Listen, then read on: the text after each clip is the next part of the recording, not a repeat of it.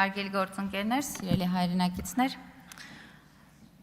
եկել եմ խոսել նաև բուն մեր քաղաքացիական պայմանագիր խմբակցության տեխնացու Հայկ Կոնջորյանի, որտեղ դուք բավականին շեղվեցիք բովանդակությունից։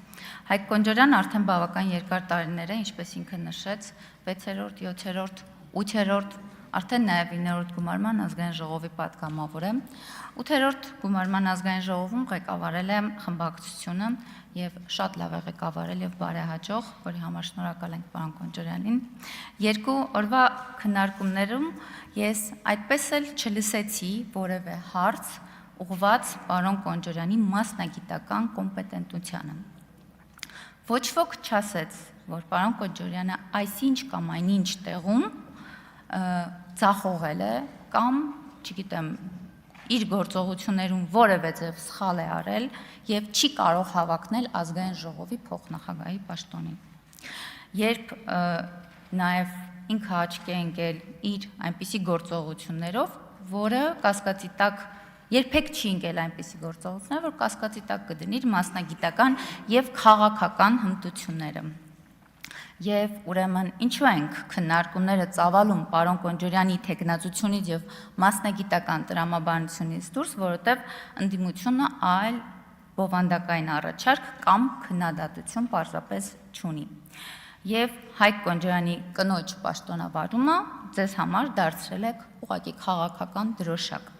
Եվ ըստ այդմ ուզում եմ հիշեցնել կրկին անգամ, որ Հայկ Կոնջորյանի կինը Հայփոստում նշանակվել է տնօրեն 2024 թվականին։ Հիմա 26 թվականի օգոստոս ամիսն է եւ 2 տարի հետո շատ մեծ արագությամբ արձագանքում ենք Հայկ Կոնջորյանի կնոջ տնօրենի նշանակմանը։ Եվ ձեզանից որևէ մեկը գնացել հետաքրքրվել է կամ հնչեց որևէ ելույթ Հայփոստում նրա կառավարման հմտությունների մասին։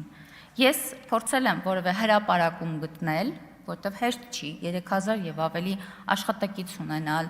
այդքան բաժանմունքներ ունենալ եւ որևէ հրապարակում գտնեմ ոչ պրոֆեսիոնալ կառավարման մասին եւ ճիշտն ասած իսկապես չեմ գտել։ Հետևաբար, այստեղ հարցը այն չէ, որ Հայկ Կոնջորյանի կինը կոմպետենտ է իր պաշտոնին, թե ոչ, այլ հարցը այն է, որ Հայկ Կոնջորյանի կինն է։ Եվ ամենաաբսուրդը այս ամբողջ պատմության եւ այս երկու օրվա քննարկումների մեջ գիտեք որն է, երբ հեծի կառավարումը տապալած մարդիկ եկել են այստեղ խոսում են Հայփոստի կառավարումից։ Եվ պարոն Վարդևանյան, խոսում եք արդյունավետ կառավարումից, խոսում եք չափորոշիչներից։ Ձեր պահած հեծը ամենաանմխիթար վիճակում գտնվող կայանները եւ մալուխները տեսել ենք, պարոն Վարդևանյանին եմ դիմում, որտեղ ինքն էր խոսում, հա, լավ չեք լսել ձեր գործընկերոջը։ Եվ հիմա չեմ խոսելու հավելագրումներից, չեմ խոսելու տենդերները այս կողմ, այն կողմ մեջ անելուց, չեմ խոսելու աստղաբաշխական աշխատավարձերից, որը ուղիղ ազդեցություն է ունեցել էլեկտրաէներգիայի սակագնի վրա։ Կամ թույլ տվեք շարունակել, կամ հեծը 691 միլիոն դոլարի երաշխավորություն է տրամադրել Տաշիր ընկերությունների խմբի փոխկապակցված կազմակերպություններին, փաստացի ամբողջ հեծը երաշխավորել է ձեր ընկերությունների որպեսզի ձեր ընկերությունները շահավետ աշխատեն եւ գիտեք խնդիրը, որ նաեւ ձեր այստեղ Լիանա Մանուկյանը ոչ միայն արձագանքում տեղից, մի արձագանքեք։ Տվյալի սխալը ըստ ձեզ, հետո կգրանցվեք, խոսեք, տեղից մի արձագանքեք։ Եվ ինչպես Լիանա Մանուկյանը այստեղից հնչեց, վերականգնեք Տիկի Մանավազյանի ժամանակը։ Եվ ինչպես Լիանա Մանուկյանը այստեղից հնչեց, ինքը եկել է մեծ բիզնեսից, ես կարծում եմ, որ այստեղ նստած ձեր խմբակցությունը բոլորն են եկել մեծ բիզնեսից եւ դա բոլորիս համար ակնհայտ է։ Երբ բովանդակությունից շեղվում ենք եւ Հայկ Կոնջորյանի տեխնացիան շուրջ քննարկումը տեղափոխում ենք Հայփոստի կառավարման քննարկման դաշտ, Պարոն Ղազինյան, փորձում եք նաև արդյանալ հեծի կառավարման շուրջ, թե ինչպես է կառավարել հեծը, ընդամենը կարող եք բացել եւ նայել, որ հեծը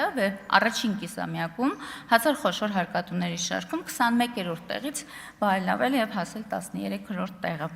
Վերջին 6 ամիս առաջի կիսամյակում Կամ ինչ կասեք այն մասին, որ վերջին 12 ամիսների ընթացքում հեծի տնօրենների խորհուրդը 12 ամսվա վարձատրությունը կազմել է 260 միլիոն դրամ։ Այն դեպքում, երբ խորհուրդը գետ մեկ նիստ, մեկ նախաձեռնություն, մեկ քննարկում, որևէ բան չի դնում քննարկման, աբսուրդ է եւ անհարմար է, եւ պարոն Ֆարմանյան, ձեզ կխնդրեի ամենայն հարգանքով ձեր գիտական կոչումը եւ մենեջմենթի վերաբերյալ ձեր խորհուրդները օգնեիք օգտակար լիներ նաեւ հեծի կառավարման արդյունավետությանը։ Աբսուրդ է եւ անհարմար է քննարկել Հայկ Կոնջյանի կնոջ աշխատավարձը եւ Հայփոստի իր պաշտոնը այս համատեքստում նաեւ։ Ինչևէ,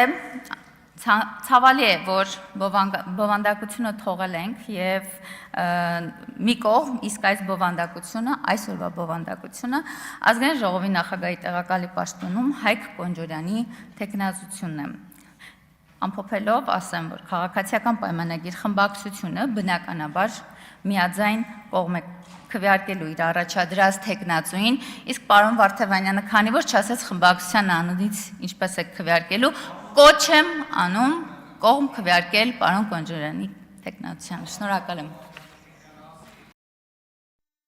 Հավանիչ տեսանյութը եւ բաժանորդագրվիչ նորությունները բաց չթողնելու համար